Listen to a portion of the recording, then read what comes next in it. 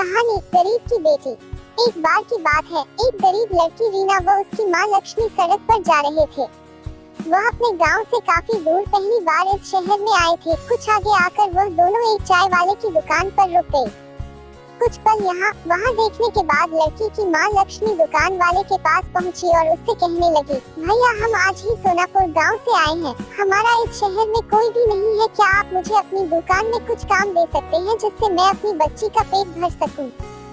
इस पर चाय की दुकान वाला कहने लगा, बहन मेरे पास तुम्हारे लिए कोई बड़ा काम नहीं है और ना ही मैं तुम्हें इतने पैसे दे पाऊंगा। इस पर लक्ष्मी कहने लगी, भैया मुझे पैसे की जरूरत नहीं है, मैं आपके बर्तन भी मांज लूंगी, बस आप उसके बदले में मुझे इतना खाना दे देना कि जिससे मेरी बच्ची का पेट भर सके।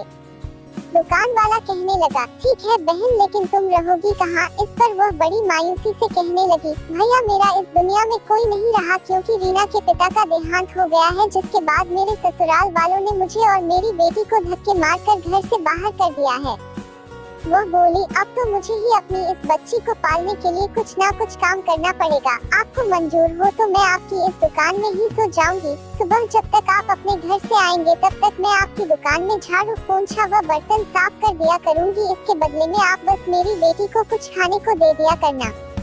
लक्ष्मी की ऐसी बातें सुनकर चाय वाले का मन पिघल गया और उसने लक्ष्मी की बात मान ली। दोनों माँ बेटी वही दुकान में रहने लगी और काम करने लगी। ऐसे ही उनका समय बीतने लगा।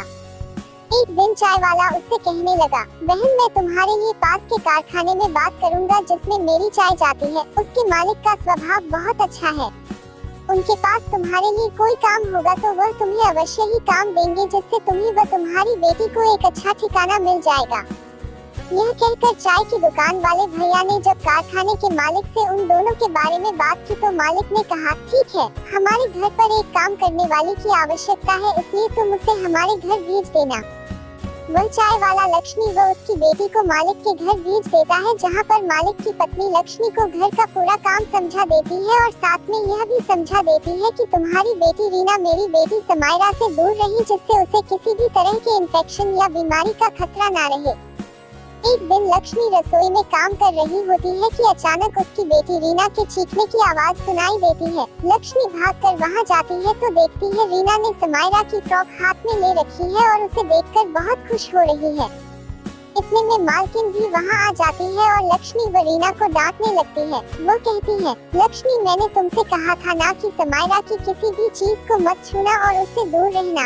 यह कहते हुए मालकिन समायरा की उस फ्रॉक को रीना को ही दे देती है और कहती है, अब इस फ्रॉक को तुम ही पहनना। यह कहते हुए गुस्से से यह कहते हुए चली जाती है।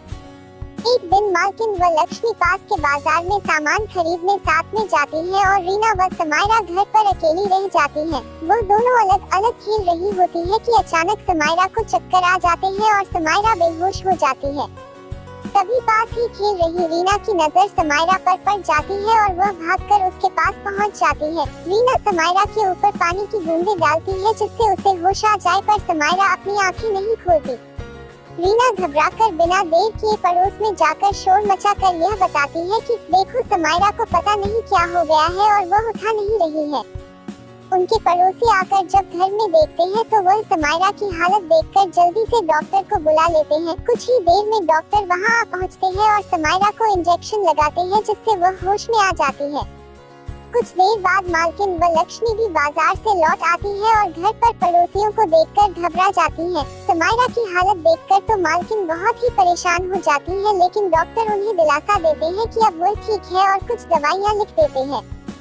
समायरा की मम्मी उसके पापा को भी फोन करके बुला लेती है। डॉक्टर उन दोनों को समझाते हैं कि ब्लड प्रेशर लो हो जाने की वजह से समायरा को चक्कर आ गए थे और वह बेहोश हो गई थी। ऐसे में अगर सही समय पर रीना पड़ोस में जाकर लोगों को नहीं बुलाती तो कुछ भी हो सकता था। वो रीना की बहुत तारीफ करते हैं और कहते हैं, अगर यह समझदार लड़की यहाँ ना होती तो पता नहीं आज क्या हो जाता। डॉक्टर की यह बात सुनकर समायरा के मम्मी पापा बहुत खुश होते हैं और रीना व समायरा को साथ में खेलने की इजाजत दे देते हैं, जिससे लक्ष्मी की परेशानी और भी सुलझ जाती है। अब वह खुशी खुशी मन लगाकर उनके घर में काम करती थी और अब उसे अपनी बच्ची की भी चिंता नहीं रहती थी, क्योंकि अब रीना और समायरा सारा समय साथ खेलते रहते थे। इस प्रकार एक गरीब माँ और उसकी बेटी जिसका कोई सहारा नहीं था, उन्हें सहारा मिल जाता है और खुशी खुशी उसका जीवन व्यतीत होने लगता है। इसलिए हमें कभी भी जीवन की कठिनाइयों के सामने हिम्मत नहीं हारनी चाहिए और डटकर उनका सामना करना चाहिए।